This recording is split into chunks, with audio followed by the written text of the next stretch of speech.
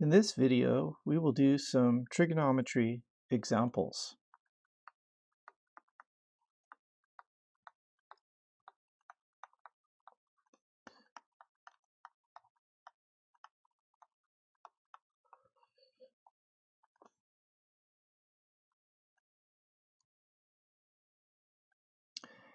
The first thing we will do is we will draw a triangle here.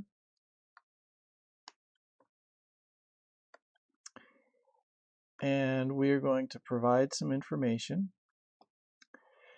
And we will make use of what we have learned so far about trigonometry. So this is a 90-degree angle here. So this is a right triangle. And let's suppose that we have the side lengths on the left here and also on the bottom. If we were to apply the Pythagorean theorem, we could get the length of the hypotenuse. So we can say that 5 squared plus 12 squared is going to be equal to the hypotenuse squared, or we could say that the square root of this will be equal to the hypotenuse.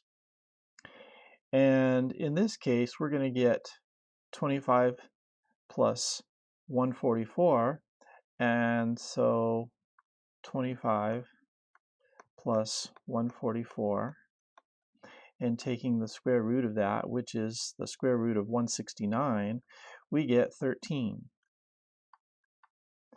And so the hypotenuse has a length of 13. Now, the other thing that we might ask ourselves is, what is the angle here? Phi. Or perhaps, what is the angle over at this location? And we could call that theta.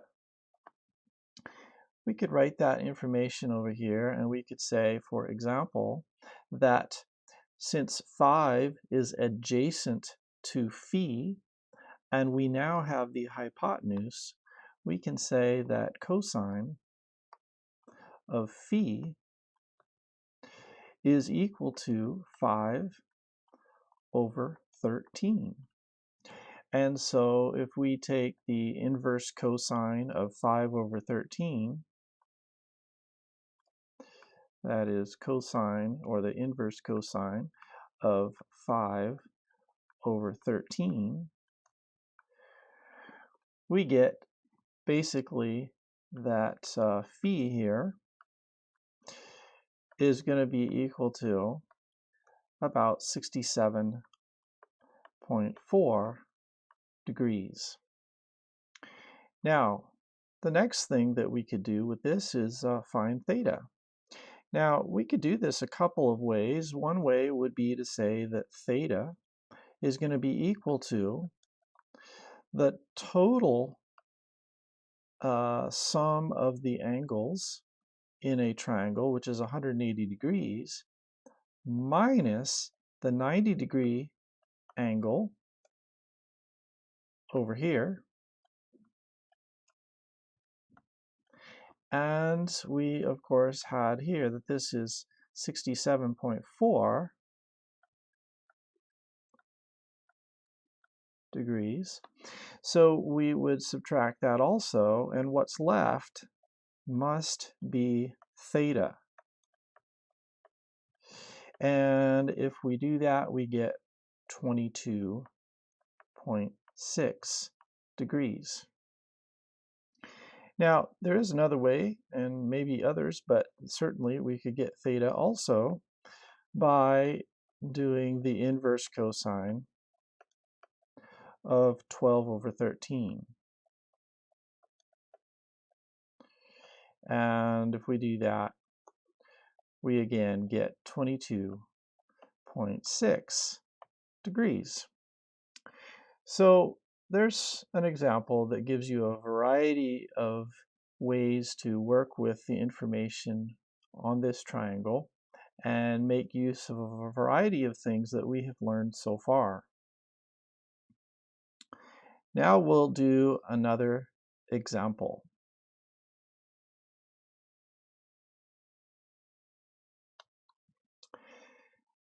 Let's suppose that we have a triangle that looks like the following.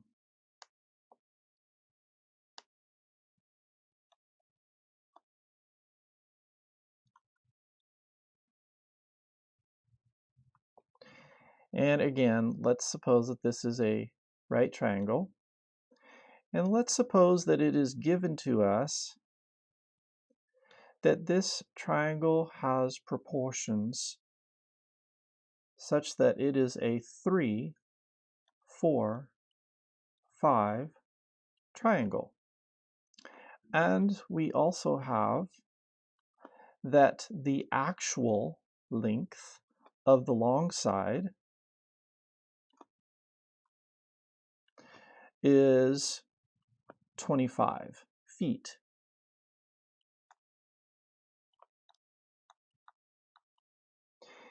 Now, it might be that we want to find some information about this triangle, such as, what is this distance y? Maybe we would also want to find what is the distance x. We may even want to find the angles. For instance, we might label this lambda, and we might label this over here as gamma. Well, with all of that in hand, we can find out this information. So first off, let's find the angles. For example, we can see that cosine of lambda could be represented as 3 over 5. You see, lambda would be in this little angle right here on our little 3, 4, 5 triangle. And the side that's adjacent to lambda is the 3. So 3 over 5 is going to be equal to cosine lambda. And from that, we would be able to get that lambda is equal to the inverse cosine of 3 over 5. We also could look at this and say that the sine of lambda is equal to the opposite side over 5. And so we could also say that sine of lambda is equal to 4 over 5. And of course, we would get lambda here equal to the inverse sine of 4 over 5. And both of those answers, of course, would give us the same result, and we would get 53.1 degrees. Now, we could also do the same thing with gamma, and we would notice that cosine of gamma is equal to 4 over 5. And we could also see that sine of gamma is equal to 3 over 5. Well, you know, manipulating these and taking the inverse sine of 3 over 5 or the inverse cosine of 4 over 5 is going to reveal to us that gamma is equal to 36.9 degrees. Now, with that information in hand, we now have lambda and we have gamma. Now, let's suppose we wanted to find x and y. There are actually a couple of ways we could do this. X, for example, could be found by doing 4 over 5 times 25. And that would give us 20 feet. We also could find x by saying that x is equal to 25 cosine of gamma. But we know gamma, it's 36.9, so let's put that in here. And we would get 20 feet again. Now, obviously, if we get good at using these proportions, we can find x quite quickly. If we found x by this other method, we have to do some of this work that we did up here to first find gamma, and then plug it in here and take the cosine and finally get 20 feet. So the point here is that when you are given the proportions of the various sides of the triangle, you can make use of them and quickly find different components, if you will, or sides of the triangle from the hypotenuse. We could apply the same principle in the y direction, and we could say that y is going to be equal to 3/5 of 25, and there we would get 15 feet. So that's a good example introducing you to the concept of proportions for the sides of the triangle and reinforcing some of the trigonometric functions that we've learned about as well. Now we'll do one last example, and the triangle looks as follows.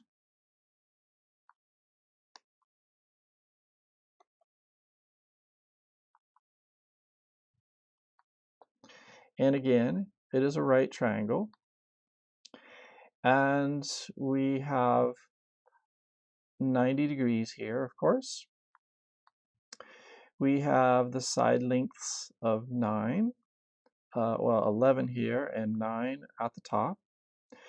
And we want to find what the hypotenuse is. We also want to find beta, and we want to find alpha. Let's see if we can do that.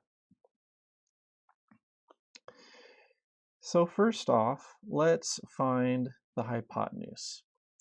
Well, we know that h is equal to the square root of the sum of the sides squared. So we have the square root of 9 squared plus 11 squared. And if we calculate that, we get 14.21 units. Now, the next thing that we can do is find beta. And so cosine of beta is going to be equal to 9 over the hypotenuse, 14.21. We get to do that because beta is here, 9 is the side that's adjacent to beta, and here, of course, is the hypotenuse. And so we're just saying cosine beta is equal to adjacent over hypotenuse.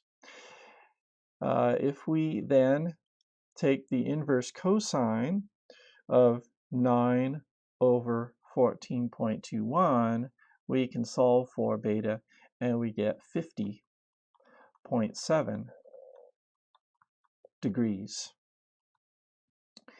Now, the next thing that we could notice from this is that instead of solving for beta this way, we could have used the law of sines. And we could have applied that information this way. We could have said that sine of 90 over the hypotenuse, which is 14.21, is equal to the sine of beta all over 11. the side that's opposite from the 11. I'm sorry, the side that's opposite from beta is what I was trying to say there. And so then if we were to solve then for beta, we would find the same thing that we found up above. So that's another way to do it using the law of sines.